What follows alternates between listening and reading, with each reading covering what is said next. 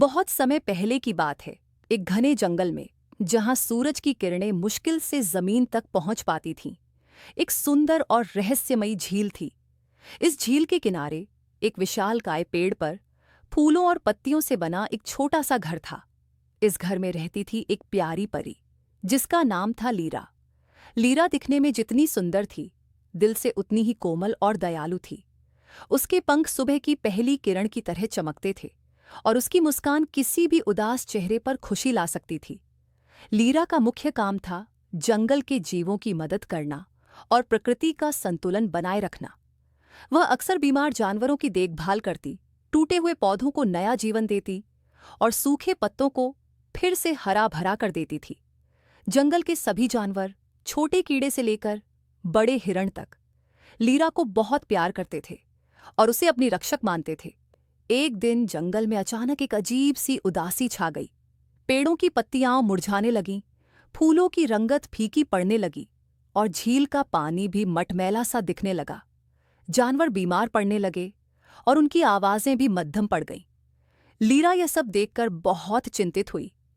उसने अपनी जादुई शक्ति का उपयोग करके समस्या का पता लगाने की कोशिश की, लेकिन कुछ भी स्पष्ट नहीं हो रहा था। उसने जंगल के सबसे पुराने और बुद्धिमान उल्लू गुरु अल्बर्ट से सलाह लेने का फैसला किया।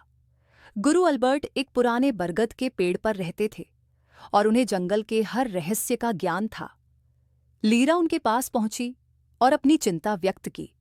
गुरु अल्बर्ट ने अपनी गहरी आंखों से लीरा को देखा और बोले, लीरा, जंगल पर एक काला जादू हुआ है।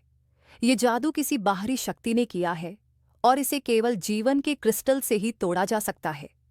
वह क्रिस्टल अंधेरे की घाटी में छिपा हुआ है, जहां पहुंचना असंभव सा है। लीरा ने बिना एक पल भी सोचे कहा, मुझे वह क्रिस्टल लाना होगा गुरुवर। मैं अपने जंगल को ऐसे मुरझाते हुए नहीं देख सकती। गुरु अल्बर्ट ने उसे समझाया कि अंधेरे की घाटी एक खतरनाक जगह है, जहां केवल बुराई का साया रहता है। वहां रास्ते में कई भयानक बाधाएं और मायावी जीव मिलेंगे जो उसे रोकने की कोशिश करेंगे। लेकिन लीरा का संकल्प अटल था। उसने अपनी जादुई छड़ी ली, अपने पंखों को फैलाया और अंधेरे की घाटी की ओर उड़ चली। रास्ते में उसे कई चुनौतियों का सामना करना पड़ा। सबसे पहले उसे कांटेदार झाड़ियों से भरी एक भूल भुलैया को पार करना था, जो उसे भ्रमित करने की कोशिश कर रही थी।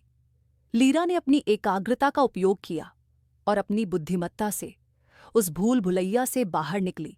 फिर उसे एक विशालकाय मकड़ी मिली, जिसने अपने जाले में उसे फंसाने की कोशिश की।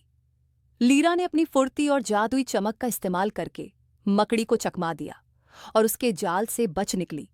जैसे जैसे वह अंधेरे की घाटी के करीब पहुंचती गई, वहां का माहौल और भी डरावना होता गया। हवा में एक अजीब सी ठंडक थी और पेड़ों की शाखाएं भूतों की तरह हिल रही थीं। आखिरकार वह घाटी के प्रवेश द्वार पर पहुंची, जहां एक डरावना और विशाल पत्थर का राक्षस खड़ा था। राक्षस ने लीरा को रोकने की कोशिश की, लेकिन लीरा ने अपनी जादुई छड़ी से एक प्रकाश पुंज फेंका, जिससे राक्षस कुछ पल के लिए चकाचौंध हो गया। इसी बीच लीरा अंदर घुस गई। घाटी के अंदर एक अंधेरी गुफा थी, जहां जीवन का क्रिस्टल चमक रहा था।